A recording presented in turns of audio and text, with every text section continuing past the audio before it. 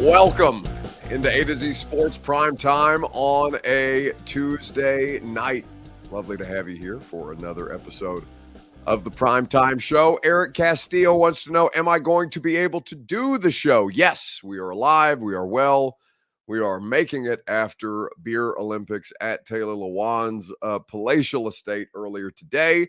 It was quite the scene, but we're not here to talk about that. We're here to talk about which Tennessee Titan was most improved over the course of the offseason. We'll also talk about the most competitive division in the AFC heading into 2023, and we'll do a gone viral video. Since you guys want a little Beer Olympic stuff, we'll give you a little bit of Beer Olympic stuff at the end of the show. Before we do any of this, though, need you guys to share the broadcast around on Facebook, YouTube, Twitter, and on Twitch. If you're hanging out on Twitter, please retweet the show. That is in the bottom right-hand corner of your screen. If you're on Facebook Live, you can share now to public. That is in the bottom left. If you're on YouTube or on Twitch like Nando or Charm Sports, you can like the video, subscribe to the channel, make sure you've done both of those things. And if you've already done both of those things, you can tell a friend to do the same, and we would be grateful to you that way. A lot of good stuff to get to over the course of this evening's broadcast, and happy to have you guys in for another edition so we can go ahead and get this thing started right now. Welcome into A to Z Sports Prime Time from the Superbook Sports Studios. I'm your host, Buck Rising. I'm proud, as always, to be presented to you by our great friends at the Ashton Real Estate Group of RE/MAX Advantage. Go to GaryAshton.com for your dream address without the stress.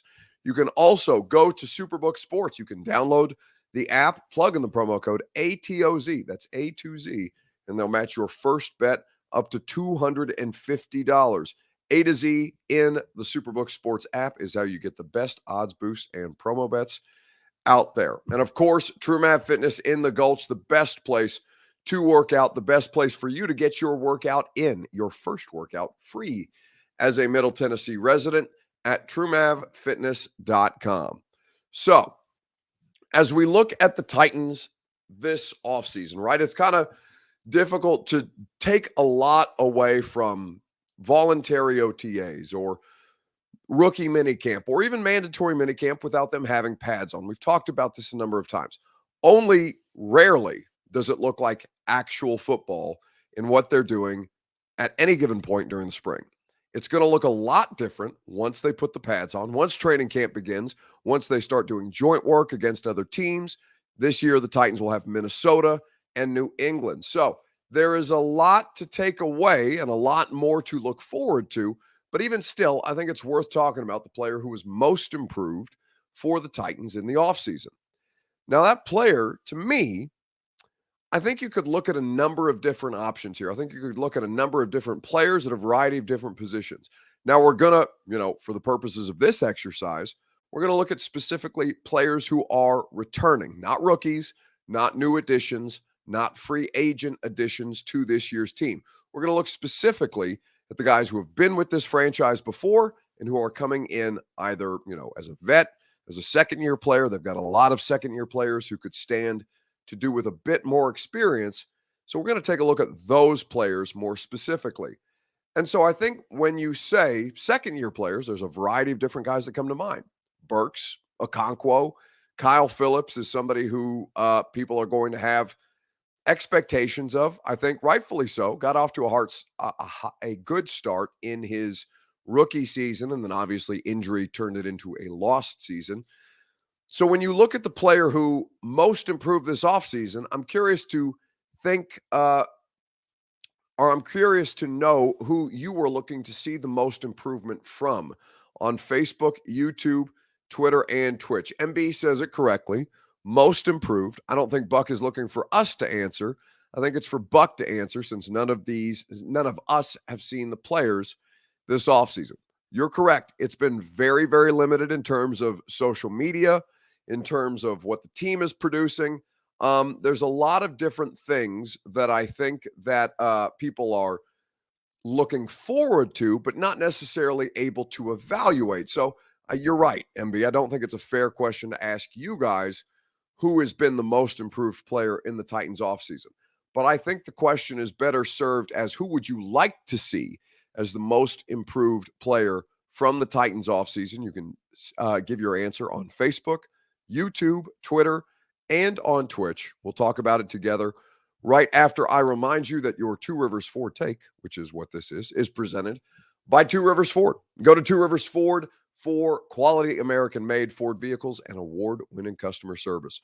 40 years in Middle Tennessee as a locally owned and operated company, serving you with that kind of customer satisfaction that you've come to expect. Two Rivers Ford in Mount Juliet or online at tworiversford.com. So when I pose the question to you, which player did you want to see the most improvement out of in this offseason? I'd be curious to know who you would submit and who you are most interested in. B. French says, are you trying to talk about 22, Buck? No, Derrick Henry, I don't think, not that Derrick Henry's not constantly looking for improvement, not constantly working out, but Derrick Henry, I don't think is going to be the player or the direction that I go with this conversation. Mr. Jones says Mason Kinsey. Mason Kinsey continuing to keep a grasp on some kind of position here with the Titans, whether that's an active roster spot, seems unlikely. Whether that's practice squad, seems infinitely more likely, but he has done well to continue to maintain, to continue to work, to continue to make himself noticeable enough to the coaching staff and to the front office to get opportunities. So a credit to Mason Kinsey for having lasted as a undrafted player out of a D3 college this long. It's pretty impressive to this point. MB says, Caleb Farley, definitely. Stephen King would like to see substantial improvement out of NPF. Clayton Smith says, Buck, did you have fun at Beer Olympics? If you haven't already talked about it, we're going to do that at the end of the show. Jimbo says, are you sick? No, I've just been in Vegas for a week. And also I've been at Beer Olympics at Lewan's all day. So yes, I sound terrible. You're just going to have to stick with me through it. But at this point, I think the player who to me, top to bottom, is most improved from what I've seen is Traylon Burks.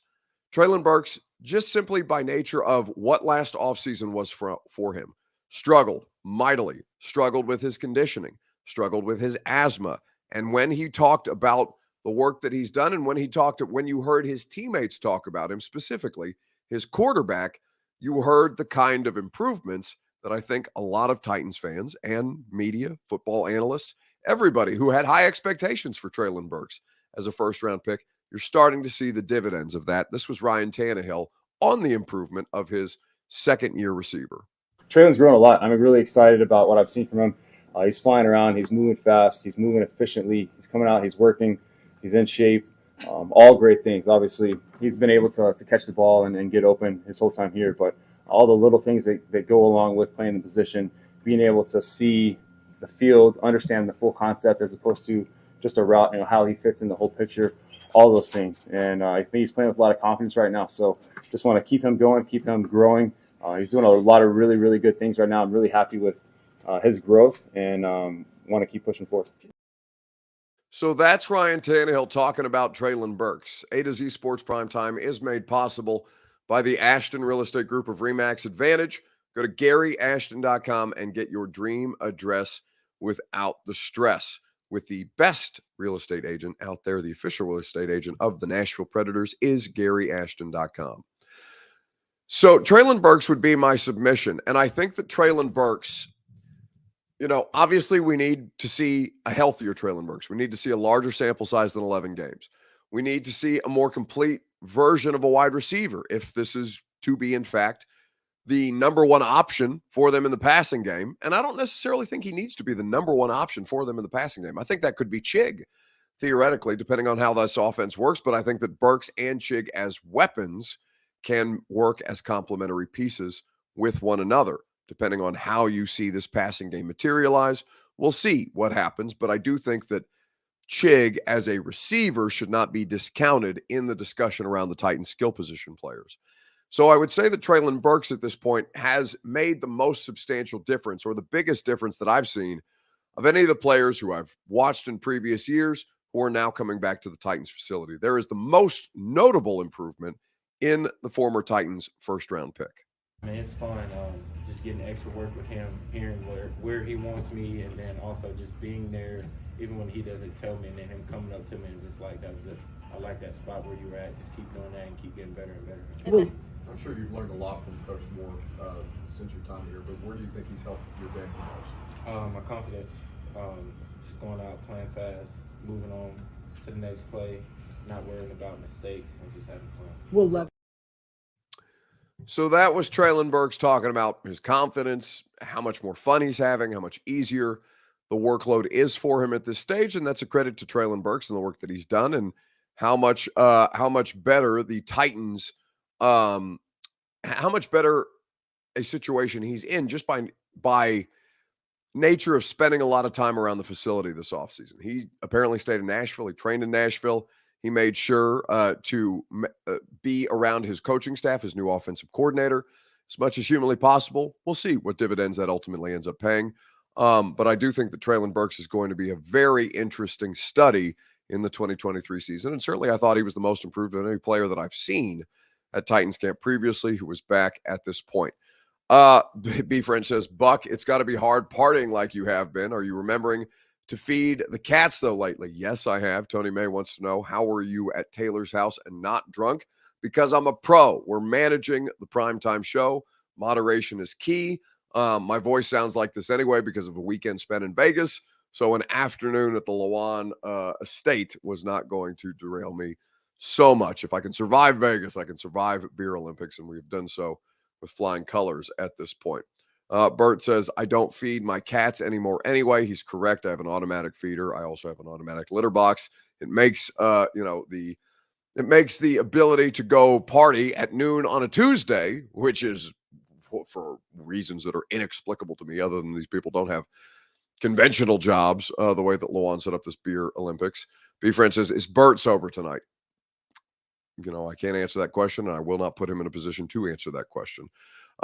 Taylor S. Hunt says, was PK invited to Lawan's place? I don't know, but I did not see Paul, so I will not speak to the invitation list. But if he was, I did not see him this afternoon. I was there from literally 1:30 until about 30 minutes ago. Anyway, let's continue the discussion here on the Primetime Show. Let's talk about the best division in the AFC. Who do you think it is? The most competitive division and the best division are two different discussions.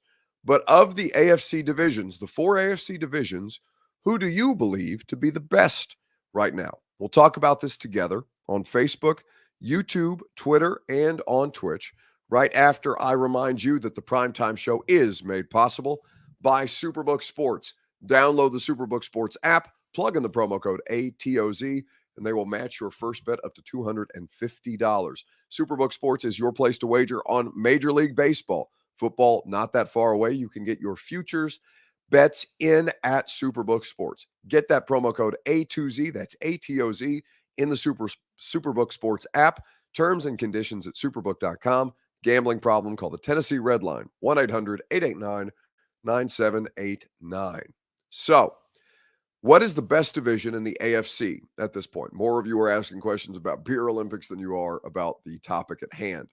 We will get to Beer Olympics momentarily, but I could not do a show on Beer Olympics tonight, do an entire show on Beer Olympics tonight. That would be, there are too many details to go over, and I don't think that's in the best interest of everybody this evening. But we will give you a Beer Olympics update at the end.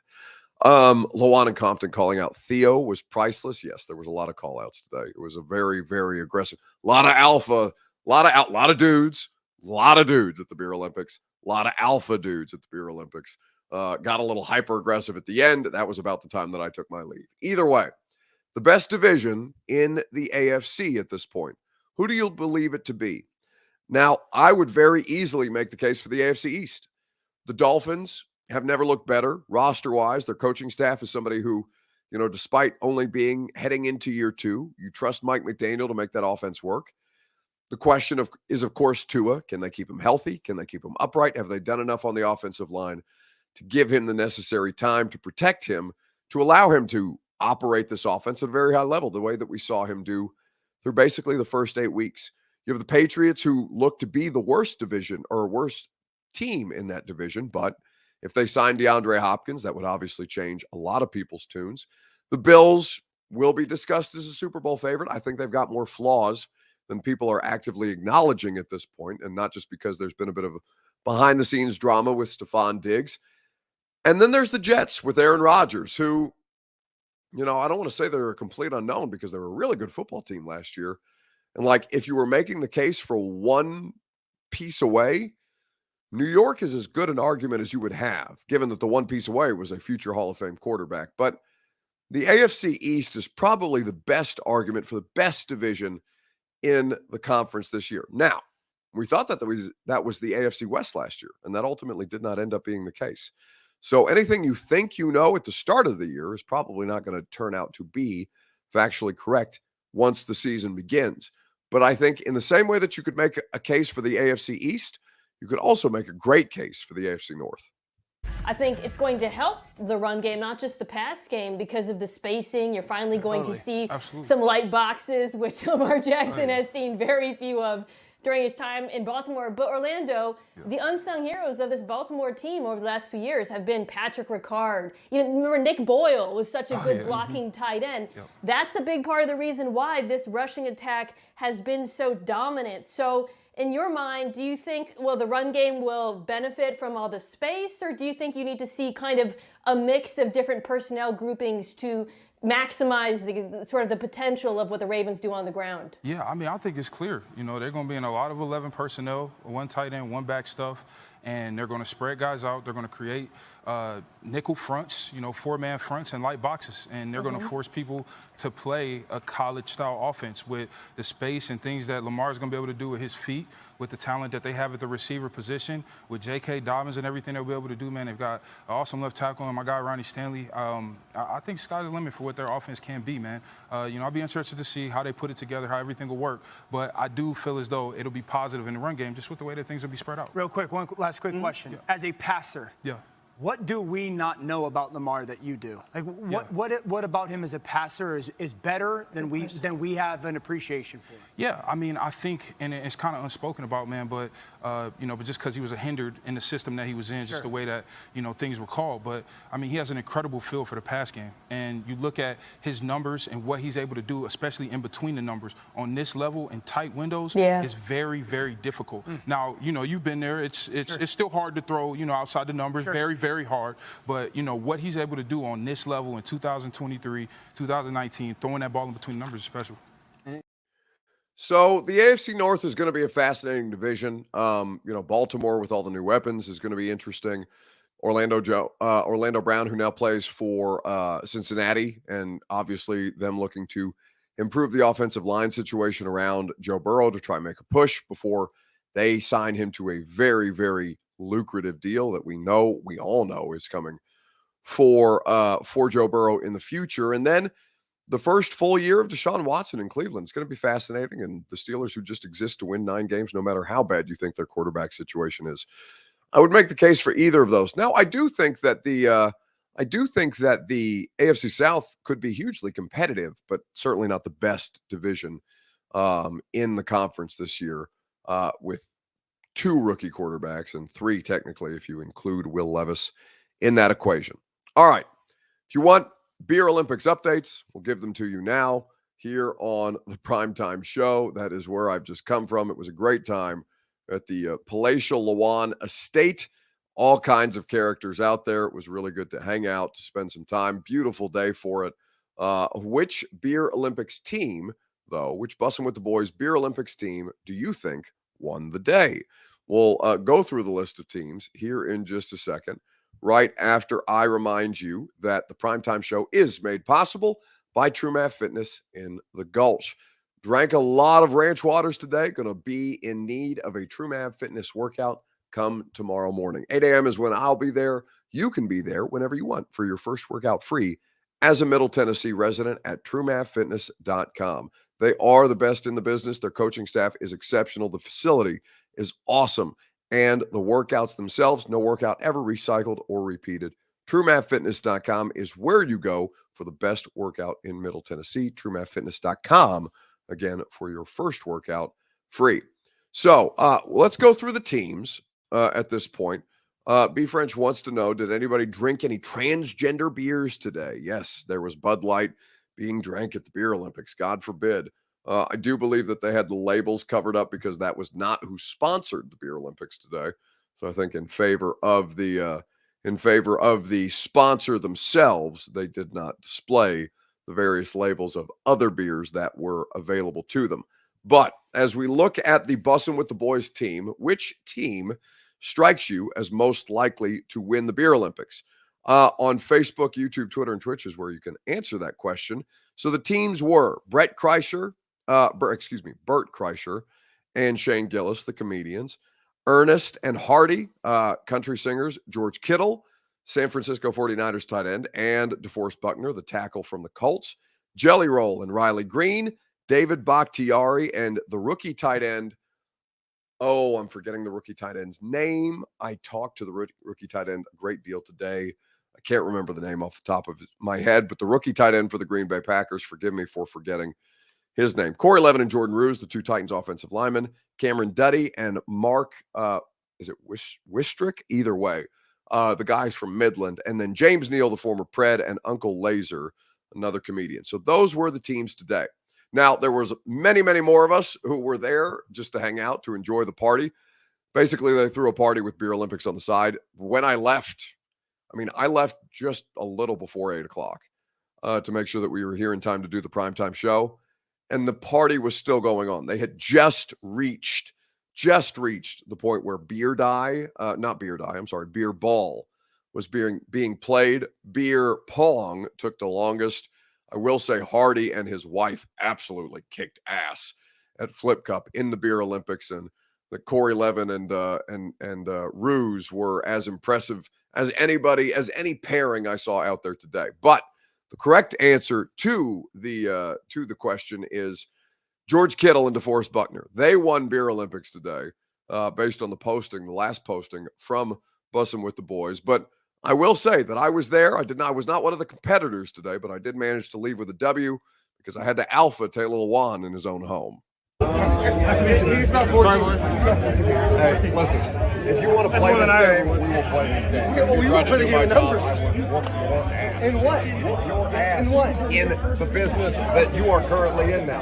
Welcome to the media. We do one pod a week, and we just who the fuck does this guy think we he is? 10x it. Now I will say, show. We 10x Bussin' with the Boys. It's a good show, but he wouldn't last on radio. On radio? You guys been on the show. Brother, all I am is a run-on sentence. All I fucking am. I'm on FM. Right, it's a different thing. FM radio is different. Like we got a podcast. Yeah, because no one listens to FM radio anymore. Maybe I got all the 55-year-olds. We're killing it. That's your fan base. Richard Snake, follow. So that was Lewan trying to argue with me that he would be as good at radio as I am. And, we had to straighten him out a little bit. Stephen King says, Buck chilling with Buckner like it's Buck and Buck in the morning. Yeah, DeForest Buckner was good to meet him. Nice guy. Really enjoyed the event today. It was a lot of fun.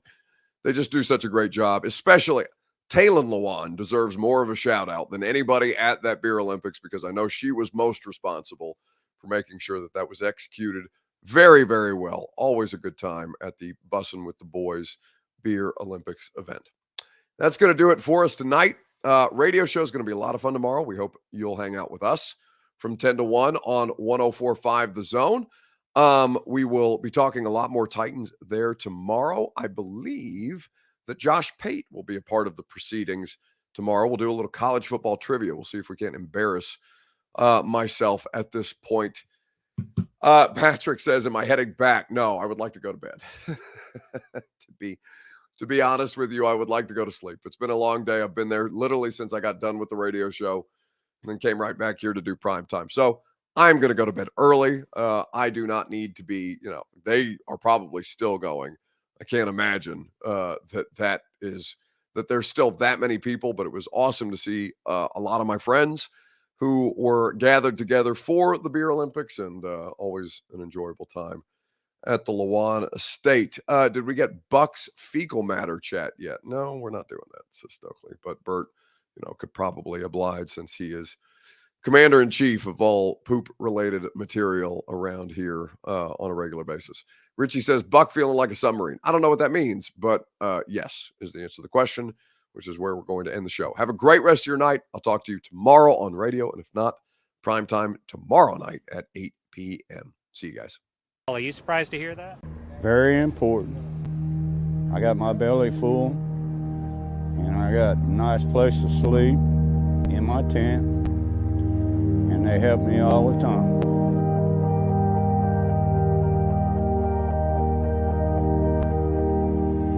It's only by the grace of God that He has placed people in my life for me not to